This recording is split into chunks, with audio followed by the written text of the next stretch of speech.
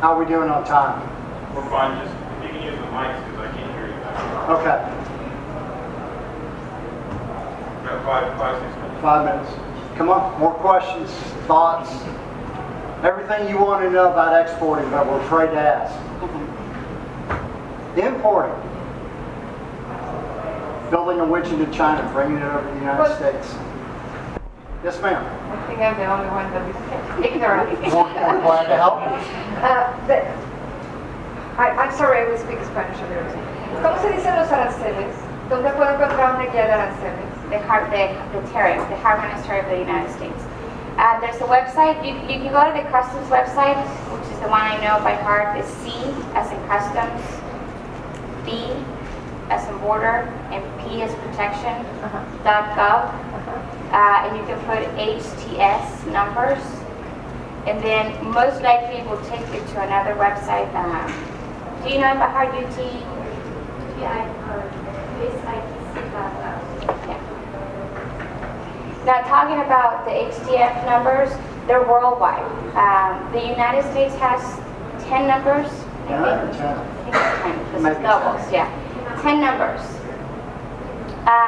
The first 6 numbers of any HTS number, they're worldwide.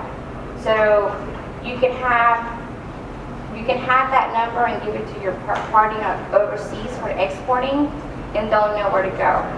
The United States, of course, breaks it down in a set of 4 more, where it's a subchapter and a chapter, and it goes more into details for the United States and how much they're going to charge you. But the first 6 numbers of that HTS number is worldwide. How do you say HTS? HTS, Harmonized Tariff System of it. I think it's HTSU. Yeah. HTSC. Another important thing is related with trade shows, specifically connected with the product you are trying to export. And it's very important to identify which are the main trade shows in the country you are going to try to go there. And just to give you an example, for example, in Mexico, in terms of the tourism and all the service around the tourism, they have a special trade show. It's an important one, internationally advertised. So this identification of the main trade shows is another important component in your export plan. Guillermo, I have a question in regards to trade shows. I think it was last year I went to Mexico and I met with a firm, and they have products related to what we do.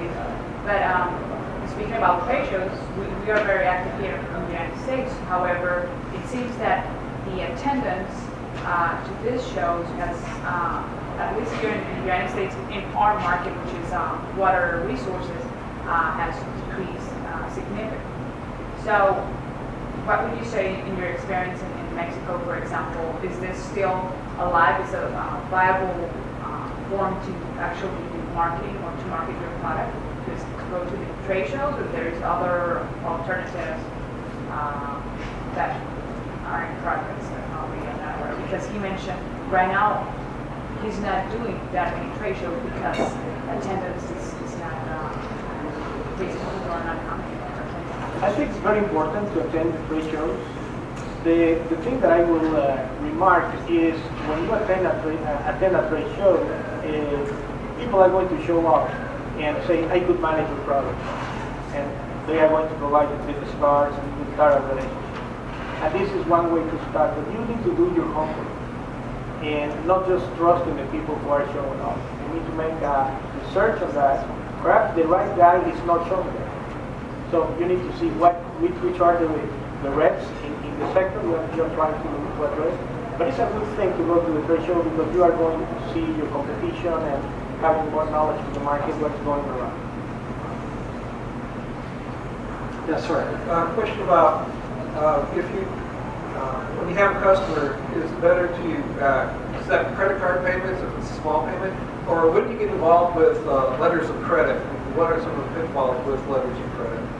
We highly recommend them, especially on big recommend what? letters of credit, Okay. especially on big transactions. A lot of the people overseas, they want their money ahead of time, and a lot of people are sort of afraid of that at times, especially when you don't know the company. One of the main problems in China is that you're dealing with one person, but you're not really buying from them. He's buying it from 3 other people. So we highly recommend, if you don't want to pay out that money, we definitely recommend, we send them to, SunTrust is one of the banks that we recommend to, just because of that reason, because the letter of credit is extremely detailed on when it has to be paid and what the deals are between you and them. So we highly recommend it when you don't really know the source that you're buying from, or exporting to, I guess, in this case would be either way. But yeah, we highly recommend it. I, on the other hand, can help finance it, so.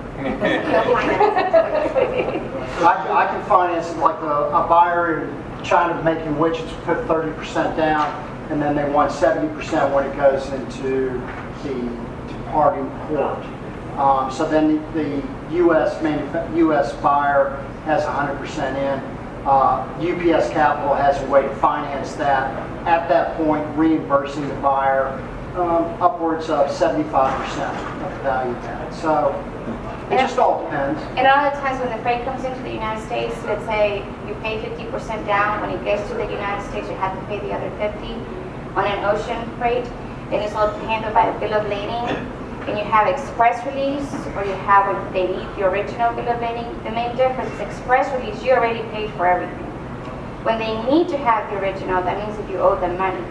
But the key is that you're not going to see, you have to pay that money even though it's in the United States, you still don't see it. Because it's still sitting in a warehouse. And that warehouse will not give it to you until you pay that money to the party overseas for you to get your merchandise. So you still, even though it's here, you don't know how it looks like, or what the product and